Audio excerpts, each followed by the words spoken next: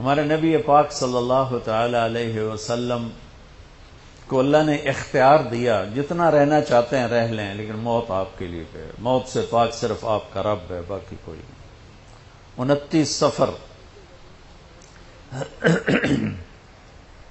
11 ہجری 632 عیسوی آپ کو سر درد اثر کے بعد شروع ہوا۔ آپ ایک جنازے میں تھے جنت البقیع، وہ درد تیز ہو گیا، گھر پہنچتے پہنچتے حضرت عائشہ کی گھر کی باری تھی اور تیز بخار میں تبدیل ہو گئی۔ تو یہ مہینہ 29 کا تھا، 29 دن یہ اور 12 دن اگلے، 13 دن آپ نے بخار اور سر درد میں گزارے، اور اسی بیماری میں جا کے نمازیں پڑھاتے تھے۔ آپ کے جانے میں 5 دن باقی تھے تو آپ کا بخار بہت تیز ہو گیا، تو آپ نے فرمایا کہ مجھے 7 کنوؤں کا پانی لا کر غسل دو۔ تو 7 مشکاں وڈیاں وڈیاں بھر کے لے آندیاں صحابہ نے، الگ الگ کنواں تو حضرت عائشہ کے گھر میں ٹپ نہیں تھا، تو حضرت حفصہ کے گھر سے ٹپ منگوایا گیا۔ آپ تہمت باندھ کے اس میں بیٹھے اور ایک ایک مشک آپ پر ڈالتے گئے تو اس سے پانی سے بخار کا زور ٹوٹ گیا۔ تو آپ نے پٹی باندھی سر درد کی وجہ سے، اور حضرت علی اور فضل بن عباس رضی اللہ عنہم علیہم السلام ان کے کندھوں پر ہاتھ رکھے ہوئے آپ مسجد میں تشریف لائے۔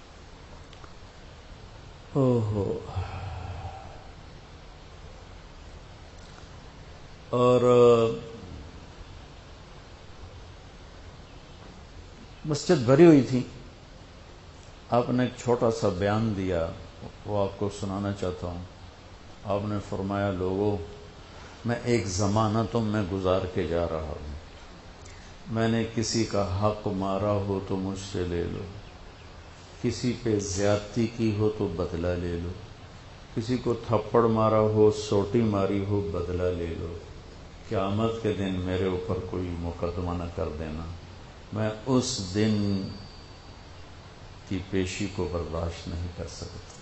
جن کے طفیل لوگوں کی پیشیاں معاف ہو جائیں گی، جن کے طفیل حساب شروع ہوگا، جن کی طفیل کروڑوں اربوں گناہگار ان کو معافی ملے گی، وہ امت کو کیا پیغام دے کے جا رہے ہیں کہ جب میرے ذمے کوئی ہے تو ہون لے لو، اتھے نہ منگیا جی۔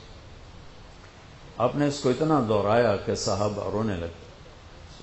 تو آپ نے اتر کے ظہر کی نماز پڑھائی، پھر ممبر پہ آ گیا، پھر اسی بات کو دہرایا، میں نے کسی کا حق مارا ہو، کسی کو تھپڑ مارا ہو، کسی کو سوٹی ماری ہو، کسی پر زیادتی کی ہو، یہ میری جان بھی حاضر ہے، میرا مال بھی حاضر ہے، یہیں فیصلہ کرو میرے ساتھ، آگے نہ اٹھانا۔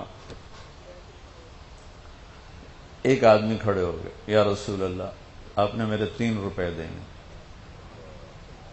آپ نے فرمایا، ضرور دینے ہوں گے پر مجھے یاد نہیں، ذرا یاد تو کرو۔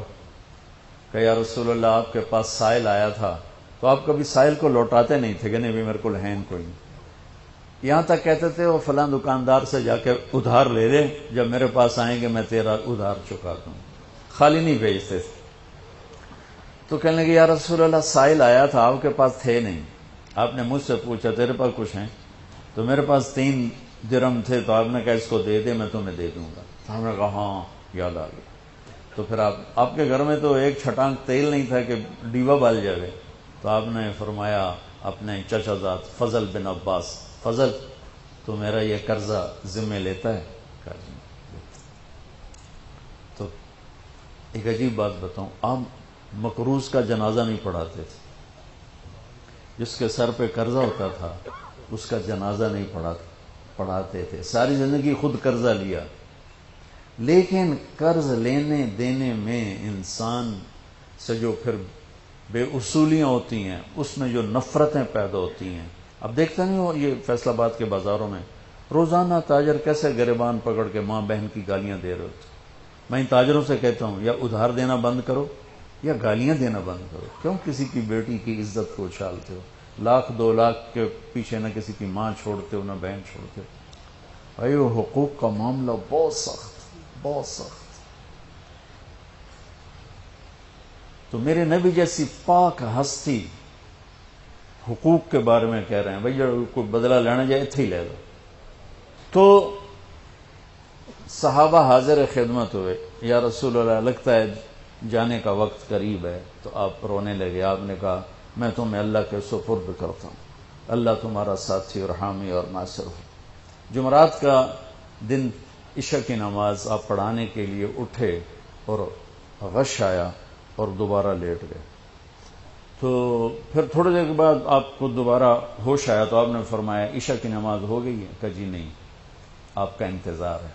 تو آپ اٹھنے لگے، پھر اٹھ نہیں سکے، پھر لیٹ گئے.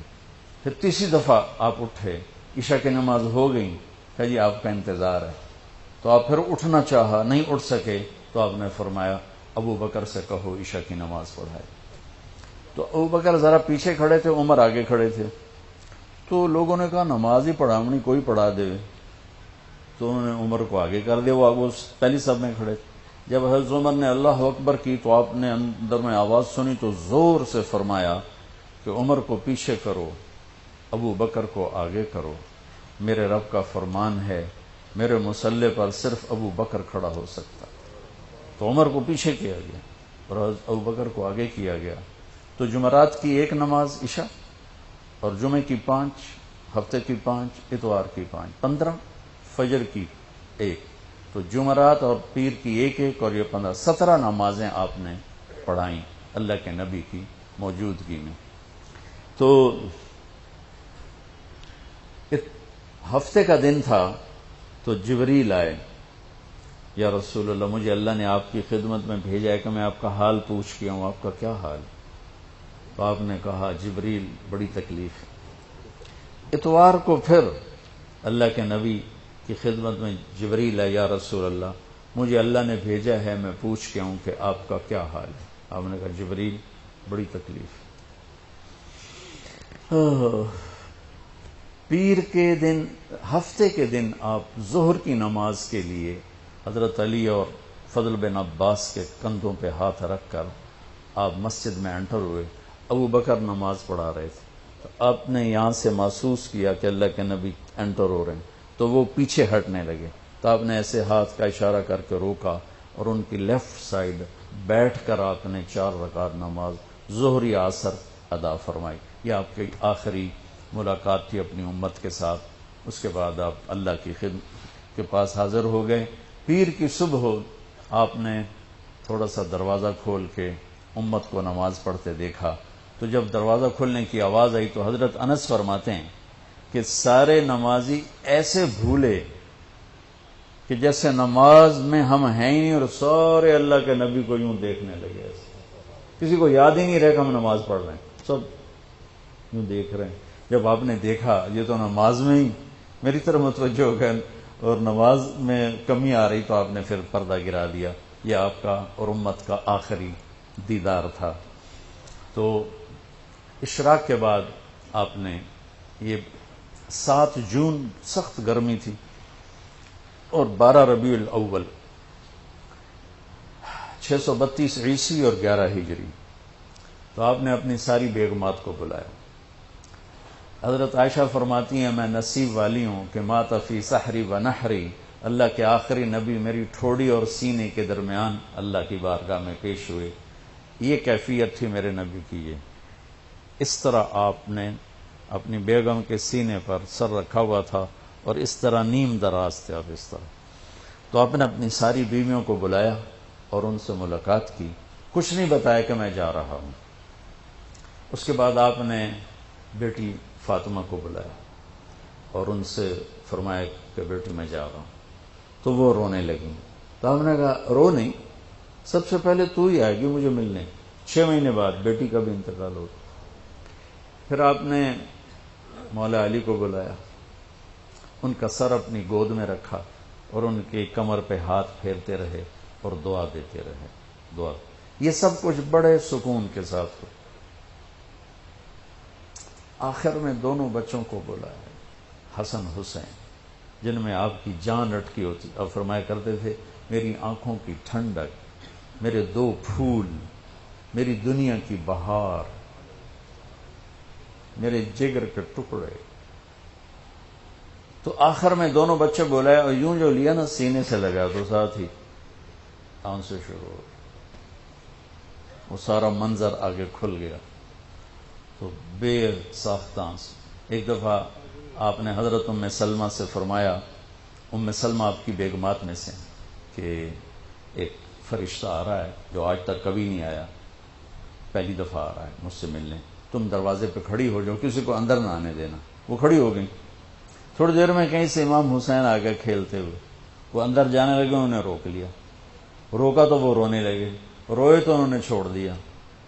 تھوڑی دیر کے بعد اندر سے زور زور سے رونے کی آواز آئی اللہ کے نبی کی، تڑپ تڑپ کے رونے کی آواز. اندر گئے تو کیا دیکھا کہ آپ نے حسین کو یوں سینے سے لگایا ہوا تھا زور سے، اور یہ آپ کی کیفیت ہے، ہل ہل کے رو رہے اس طرح، پوری باڈی آپ کی غم کی وجہ سے ایسے کانپ رہی، شیورنگ تھی ایسے. تو حضرت ام سلمہ نے پوچھا یا رسول اللہ میرے ماں باپ قربان، کیوں رو رہے ہیں، کیا ہوا؟ کہا یہ فرشتہ میرے پاس کھڑا ہے، مجھے کہہ رہا ہے آپ کو اس سے بہت پیار ہے. میں کہہ رہا ہوں ہاں. مجھے کہہ رہا ہے آپ کی امت ہی اس کو ذبح کر دے گی، اور مجھے وہ مٹی دکھائی ہے جس میں اس کا خون گرے گا. تو وہ ان دونوں کو گلے سے جو لگایا نا تو بے ساختہ آنسو، پھر ان کو بھی رخصت فرما دی. بس ان کے جانے کے تھوڑی دیر بعد جبریل آ گئے، آ کے کھڑے ہو گئے. آپ نے فرمایا کیا بات؟ کہنے لگے جی باہر ملک الموت کھڑا ہے، اندر آنے کی اجازت چاہتا. آپ نے کہا آ جائے. اس نے اندر آ کر کہا السلام علیکم یا رسول اللہ. پھر کہنے لگا یا رسول اللہ آپ پہلی ہستی ہیں جنہیں میں سلام کر رہا ہوں، میں نے کبھی کسی کو سلام نہیں کیا. پھر کہنے لگا یا رسول اللہ آپ پہلی ہستی ہیں جن کے بارے میں اللہ نے فرمایا پوچھ کے اندر جائیں، ایویں نہ بڑھ جائیں، اجازت ملے تو جانا ورنہ واپس آ جانا. یا رسول اللہ آپ پہلی ہستی ہیں اللہ نے فرمایا آنا چاہیں تو لے آنا. ہو کیا دربار، کیا مقام ہے. موت بھی اجازت منگتی پہ، اور رہنا چاہیں تو چھوڑ کے آ جانا. عیش معاشیت میرے محبوب، آپ جتنا زندہ رہنا چاہتے ہیں آپ کو اجازت. تھوڑے واسطے 63 سال کی کوئی قید کوئی نہیں، تھوڑی اپنی مرضی. تو آپ نے پوچھا اگر میں تمہیں اجازت دے دوں تو میری جان بھی نکالو گی؟ کہ جی رسول یہ تو اللہ کا امر ہے، میری کیڑی اوقات. تو آپ نے جبریل کو دیکھا. اب ذرا میری آنکھوں کو دیکھو. تو آپ نے یوں کیا.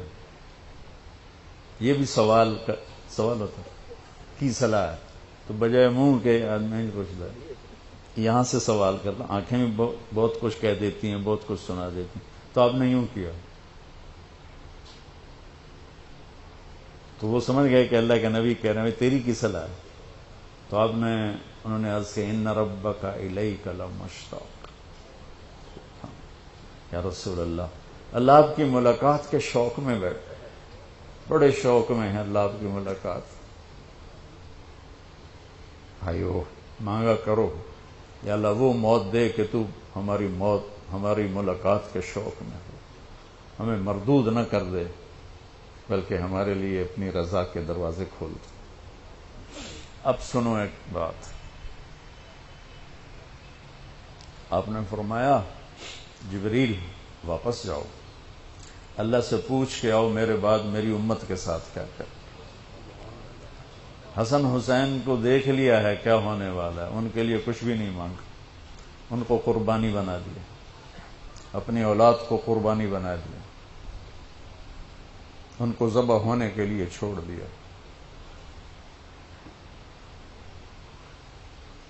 اور تمہارے لیے ہاتھ اٹھا دیا کہ پوچھ کے آ پہلے میرے بعد میری امت کے ساتھ کیا کرے. سن لو میری بات، میرے رب کی قسم، عزت و جلال کی بریائی کی قسم، اگر میرے نبی یہ بات نہ اٹھاتے تو آج ہم باندر اور خنزیر اور کتے ہوتے، انسان کوئی نہ ہوتے.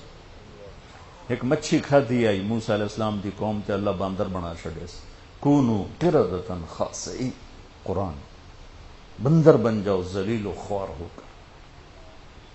اور پابندی کیا تھی؟ ہفتے نو مچھی نہ کھاؤ. سود کے کاروبار کرنا، سودی قرضے دینا، ماں باپ کی نافرمانی کرنا، شراب کے اڈے چلانا، زنا کے اڈے چلانا، جھوٹے مقدمے کرانا، جھوٹی گواہیاں دینا، ناجائز قتل کرنا، یہ وہ گناہ ہے کہ ہم کب کے کتے بلے بن چکے ہوتے. یہ تو اس کملی والے کو دعا دو جو اولاد کو چھوڑ دیا تقدیر پر اور تمہارے لیے جولی پھیلا دی. کیا کرو گے میری امت کے ساتھ؟ جبریل واپس آئے، پیغام لائے، یا رسول اللہ، اللہ فرما رہے ہیں ہم آپ کی امت کو تنہا نہیں چھوڑیں گے. آپ نے کہا الآن قرۃ عین، واہ یا رسول اللہ قربان جا. آپ نے کہا اب میری آنکھیں ٹھنڈی ہیں. اللہم الرفیق الاعلی، یا اللہ ہوں بلا ہم آمن تیار. وہ جو چند لمحے تھے اس میں پھر آپ نے امت کو وصیت فرمائی، الصلاۃ، میری امت نماز نہ چھوڑنا. 90% لوگ نماز چھوڑ گئے.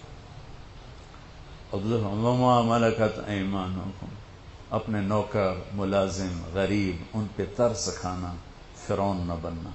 حقوق اللہ، حقوق العباد. حقوق اللہ میں نماز سب سے اعلیٰ، حقوق العباد میں غریب سب سے اعلیٰ. تو ان کو سمیٹ کر پورا دین بتا دیا. الصلاۃ، میری امت نماز نہ چھوڑنا. وما ملکت ایمانکم، اپنے نوکر چاکر، نوکرانیاں، غریب لوگ، ان پہ رحم کرنا. انہی دو باتوں کو آپ دہرا رہے تھے. پھر آواز کمزور ہوئی تو کہا الصلاۃ الصلاۃ الصلاۃ، نماز نماز. پھر آخری لفظ سے اللہم الرفیق الاعلی، مولا تیرا ساتھ چاہتا، اور اللہ کا امر پورا ہو گیا.